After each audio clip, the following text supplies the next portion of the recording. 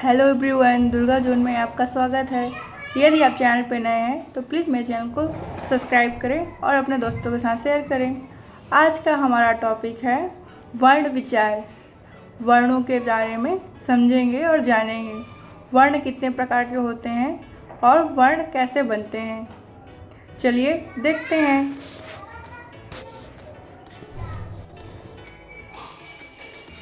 हम सीखेंगे भाषा में वर्ण विचार। हर भाषा में अलग अलग वर्ण का प्रयोग होता है। हम सीखेंगे हिंदी भाषा के वर्ण विचार। वर्ण क्या होते हैं?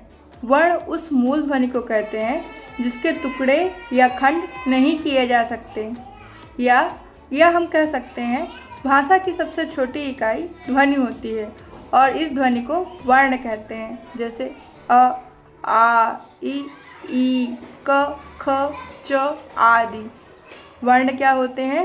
ये भाषा की मूल इकाई होती है, या हम कह सकते हैं भाषा की सबसे छोटी इकाई जो कि वर्ण कहलाती है।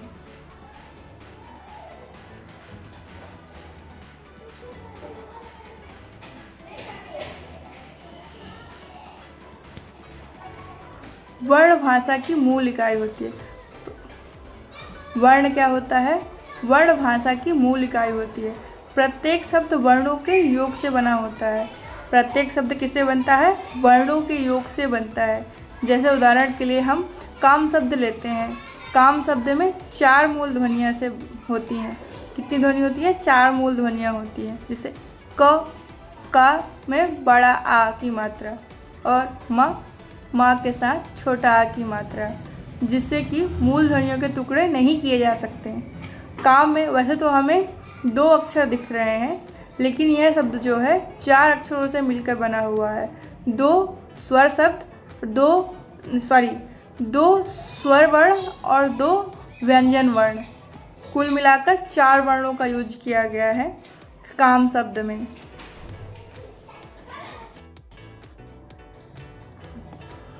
वर्णमाला। वर्णमाला क्या होता है?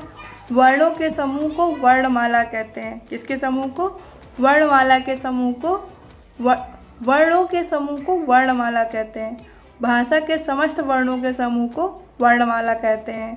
प्रत्येक भाषा की अपनी वर्णमाला होती है। जैसे कि हिंदी में आ, ई, क, ख, ग, घ आदि। ऐसे ही अंग्रेजी में ABCD आदि होते हैं। इसी प्रकार अरबी, फारसी, संस्कृत आदि सभी भाषाओं में अलग अलग वर्णों का यूज होता है या उपयोग किया जाता है। हिंदी भाषा में मुख्य रूप से वर्णों के 2 भेद होते हैं। कितने भेद होते हैं? 2 भेद होते हैं। स्वर और व्यंजन। कितने भेद होते हैं? स्वर और व्यंजन। पहले हिंदी में कुल कितने वर्ण होते थे? 52, लेकिन अब होते हैं 53। कितने होते हैं? 53।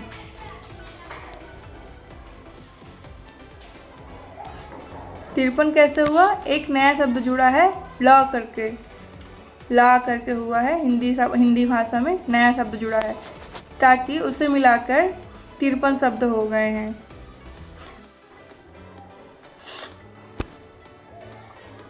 हम देखेंगे स्वर। स्वर किसे कहते हैं? स्वर उन वर्णों के समूह को स्वर कहा जाता है जिनका उच्चारण बिना किसी अवरोध के स्वतंत्र रूप से होता है। या तो हम यह कह सकते हैं जिन वर्णों को स्वतंत्र रूप से बोला जा सके उसे स्वर कहते हैं। स्वर कुल कितने होते हैं? 11।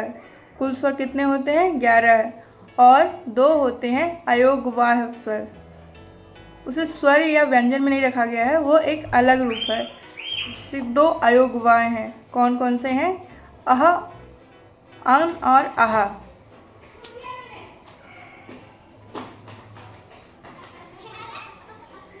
कुल कितने वर्ण हैं? 11। अ, आ, ई, उ, री, ए, ओ, औ। और 2 अयोगवाह वर्ण हैं, अन और आहा। अभी हम इसके बारे में विस्तार से पढ़ेंगे आगे। चलिए देखते हैं।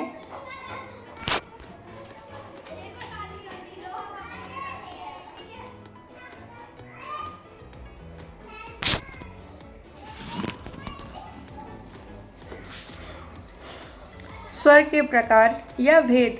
मूलतः स्वर 3 प्रकार के होते हैं। उच्चारण या मात्रा के आधार पर मुख्य रूप से 3 प्रकार के होते हैं। पहला स्वर है हास्य स्वर जो कि 4 हैं।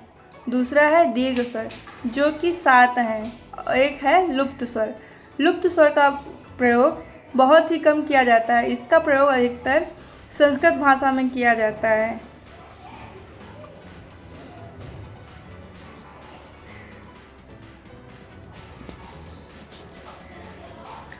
हास्य स्वर क्या होता है?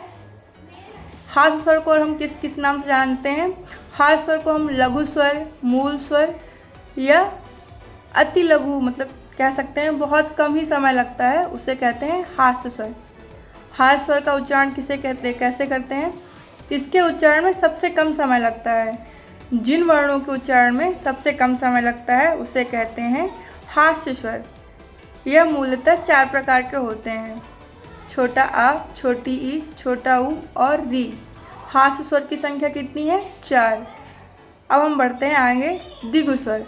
दीर्घ स्वर में या द्विमात्रीय स्वर, ये हास्य स्वर से दुगुना टाइम लेते हैं, या ऐसे हम कह सकते हैं दीर्घ स्वर का उच्चारण में हास्य स्वर से अधिक समय लगता है या दुगना समय लगता है, उसे कहते हैं दीर्घ स्वर। इनकी संख्याएं हैं 7। कितनी संख्याएं हैं? 7। बड़ा आ, बड़ी ई, बड़ा ऊ, ए, ओ और औ। इनकी दीर्घ स्वर की कितनी संख्याएं हैं? 7। दीर्घ स्वर को और क्या कहते हैं? द्विमात्रीय शब्द।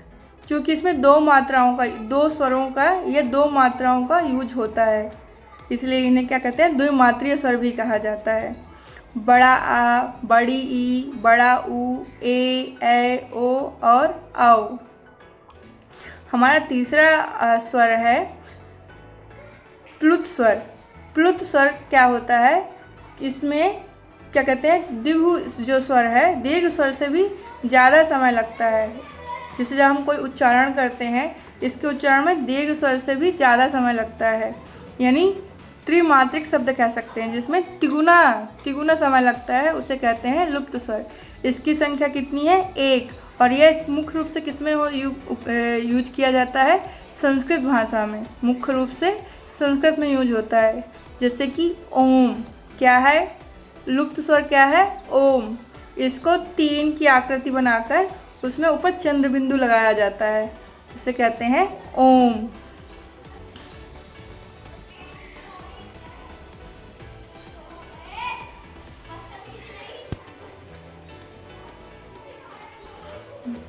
मुख आकृति के आधार पर स्वर के प्रकार।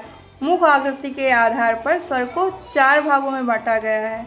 संवृत स्वर। संवृत स्वर में आता है छोटी ई, बड़ी ई, छोटा ऊ, बड़ा ऊ, री। दूसरा है अर्धसंवृत स्वर। अर्धसंवृत स्वर में ए और ओ आता है, ए और ओ स्वर आता है। विवृत स्वर।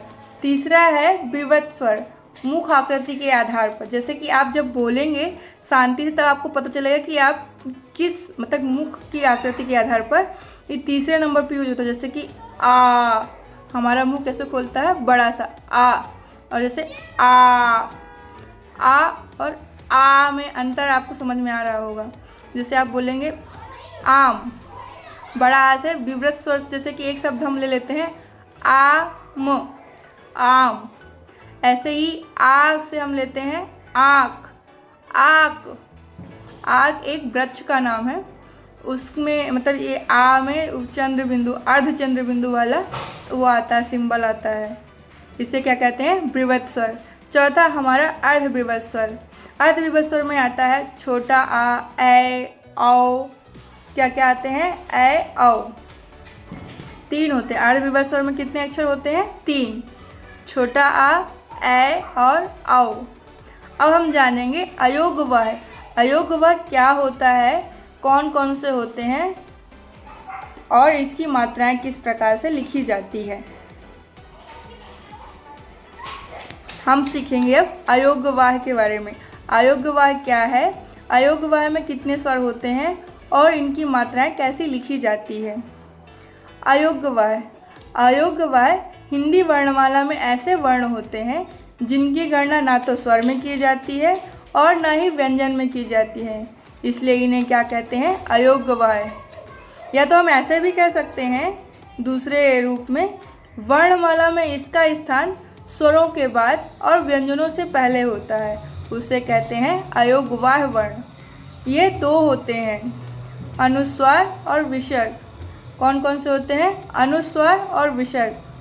आहा, अन और आहा। अन को क्या बोलते हैं, अनुस्वार, और आहा को क्या बोलते हैं, विसर्ग। अयोग्यवाह के भी 4 प्रकार होते हैं। कितने प्रकार होते हैं, 4। मुख्य तो 2 होते ही हैं, अनुस्वार और विसर्ग, लेकिन 4 प्रकार होते हैं। इससे कितने प्रकार होते हैं, अयोग्यवाह के 4 प्रकार होते हैं। कौन कौन से होते हैं, चलिए देखते हैं। पहला है अनुनासिक। अनुनासिक मतलब चंद्र बिंदु वाले जो शब्द बनते हैं उन्हें बोलते हैं अनुनासिक। दूसरा है अनुस्वार। अनुस्वार मतलब कि अंक की मात्रा वाले शब्द जो बनते हैं उन्हें बोलते हैं अनुस्वार। विसर्ग मतलब जो कि 2 मात्राएं 2 बिंदु साइड किसी भी शब्द के या वर्ण के लास्ट में लगते हैं, उसे बोलते हैं विसर्ग। और निर्नुनासिक। निर्नुनासिक मतलब होता है जो कि नाक से ना बोलकर केवल मुंह से बोली जाती है, मुंह से हवा देकर बोली जाती है, उसे बोलते हैं निर्नुनासिक। इसके बारे में और चलिए हम विस्तार से बताते हैं आपको, ताकि आपको अच्छे से समझ में आ जाए।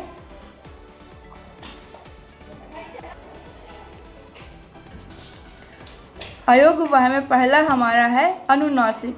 अनुनासिक का जो मात्रा है वो चंद्र बिंदु के रूप में होता है। अनुनासिक क्या होता है, जिस ध्वनि के उच्चारण में हवा नाक और मुंह दोनों से निकलती हो, उसे अनुनासिक कहते हैं। अनुनासिक किसे कहते हैं, अनुनासिक जिसका उच्चारण नाक और मुंह दोनों के द्वारा निकलती है, उसे कहते हैं अनुनासिक। जैसे कि दांत, दांत, दा में देखिए चंद्र बिंदु है, दा बोलेंगे तो मुंह मतलब कि हमारा पहले नाक से ऐसा लगेगा कि हम नाक और गले से बोल रहे हैं। दा, देखो चंद्र बिंदु है और दा तो मुंह से नाक से निकलते हुए मुंह से बाहर की ओर हवा आ रही है, उसे बोलते हैं अनुनासिक। जैसे कि दांत, आंगन, सांची, रांची आदि शब्द होते हैं। एक शब्द आप हमें कमेंट करके जरूर बताइए कि अनुनासिक शब्द आपको कुछ सब पता है या नहीं पता है। कोई सा भी अनुनासिक शब्द आप हमें एक कमेंट कर सकते हैं जो आपको पता हो।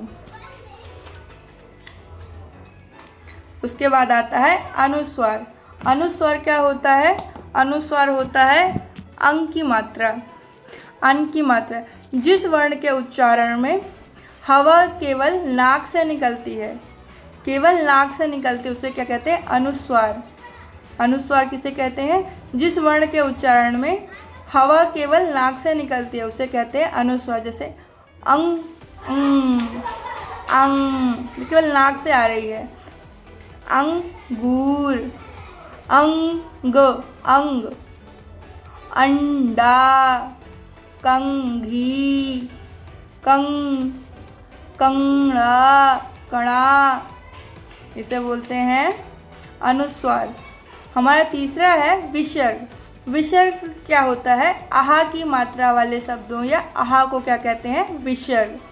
जिस ध्वनि के उच्चारण में ह की तरह होता है, किसे होता है, हा की तरह, हा का आवाज़ हल्का सा ऐसा लग रहा है कि हा आ रहा है, उसे बोलते हैं विसर्ग। जिस ध्वनि के उच्चारण में क्या होता है, हा की तरह आवाज़ बाहर आती है, उसे कहते हैं विसर्ग। जैसे कि पुनः, ह, पुनः, दुःखः, नमः, स्वतः, अतः, अंततः। अतः मतलब इसलिए, अंततः मतलब अंतिम। ऐसे ही हमारा चौथा और लास्ट क्या अनुस्वार क्या बोलेंगे, अयोग्यवाह में क्या आता है, चौथा प्रकार क्या है, निर्नुनासिक। निर्नुनासिक क्या होता है, केवल मुंह से बोले जाने वाले स्वर वर्णों को निर्नुनासिक कहते हैं। केवल मुंह से जो ध्वनि निकलती है, मुंह से बोले जाने पर स्वरों की जो ध्वनि निकलती है, उसे बोलते हैं निर्नुनासिक। निर्नुनासिक का मतलब ही होता है बिना नाक के, केवल मुंह के द्वारा। है ना। तो जैसे कि होता है, उदाहरण के तौर पर हम समझते हैं इधर, ये नाक से नहीं आती। आप जब बोलेंगे शांति से एक जगह बैठ के, बार बार कोशिश करेंगे आप, तैयार मतलब कि ट्राई करेंगे बोलने के लिए, तब आपको समझ में आएगा कि ध्वनि कहाँ से निकल रही है। इधर, उधर, अपना, आप, आइए, ये सब क्या है, निर्नुनासिक। आज के लिए इतना ही, धन्यवाद। मिलते हैं नेक्स्ट वीडियो में, या कह सकते हैं कि अभी वर्ण विचार का नेक्स्ट पार्ट आएगा। अभी हमने इसमें आधा बताया है, अगले पार्ट में हम और भी इसके आगे पढ़ेंगे व्यंजनों, मतलब वर्ण विचार के व्यंजन पार्ट के बारे में। तब तक के लिए धन्यवाद, और आप पूरा वीडियो देखने के लिए मैं बहुत खुश हूँ। आप ऐसे ही सीखते रहें और अच्छा करते रहें। चलिए आज के लिए बाय बाय, और मिलते हैं नेक्स्ट वीडियो में। Thank you, thanks for watching. If you watching first time my video, please subscribe my channel, share your friends and like, comment also.